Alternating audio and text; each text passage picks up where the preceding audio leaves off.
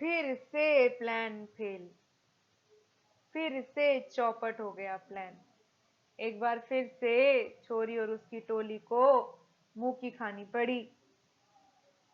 पिछले दिनों में इनकी टोली की कुनंदा तंवर ने खूब अनर्गल मैसेज बापू के स्वास्थ्य को लेकर साधकों में फैलाने की कोशिश करी। बापू की किडनी फेल हो गई है, बापू का लीवर खराब हो गया है, बापू को हार्ट अटैक आया है, बापू के लीवर के एंजाइम की गड़बड़ी है। इतना अनर्गल उसने बापू के स्वास्थ्य के बारे में फैलाया साधकों को भ्रमित करने के लिए। पर क्या फायदा हुआ? असलियत तो सबके सामने आ गई। आश्रम ने जो बापू के स्वास्थ्य को लेकर एक रीसेंट मैसेज हम सबको भेजा है, इससे कि बापू तो डिस्चार्ज हो गए हैं एम्स से। और हॉस्पिटल से डिस्चार्ज कौन होता है? जिसकी किडनी फेल होगी या जिसका लीवर खराब होगा, जिसको हार्ट अटैक होगा, वो क्या ऐसे ही डिस्चार्ज हो जाएगा हॉस्पिटल से? तो बापू का स्वास्थ्य सुधार पर है, पहले से बहुत ही अच्छा है बापू का स्वास्थ्य। तो ये लीवर, किडनी और हार्ट अटैक ये सब जो थी, ये सब झूठी बातें थी, एक बार फिर साबित हो गई।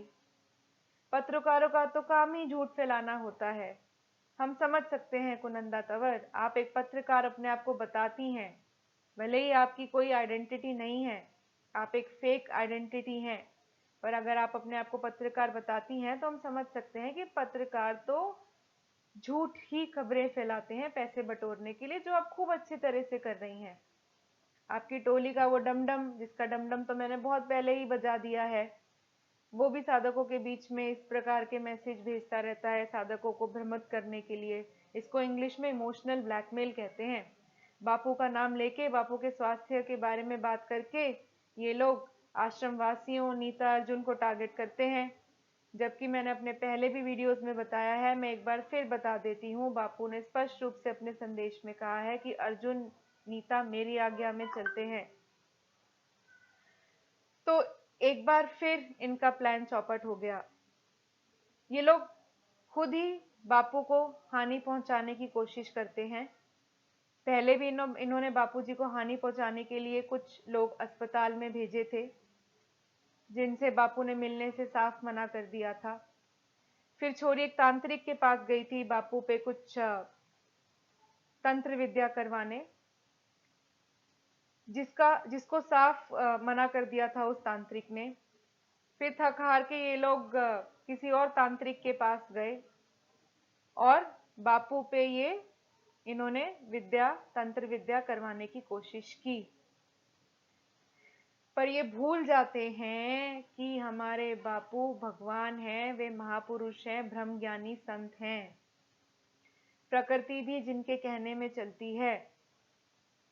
तो हुआ यूं कि इनका प्लान, इनकी विद्या जो इन्होंने बापू पे करवाने की कोशिश की, वो तो हो गई टाइम टाइम फिश। बापू स्वस्थ बाहर डिस्चार्ज हो गए कल जोधपुर से।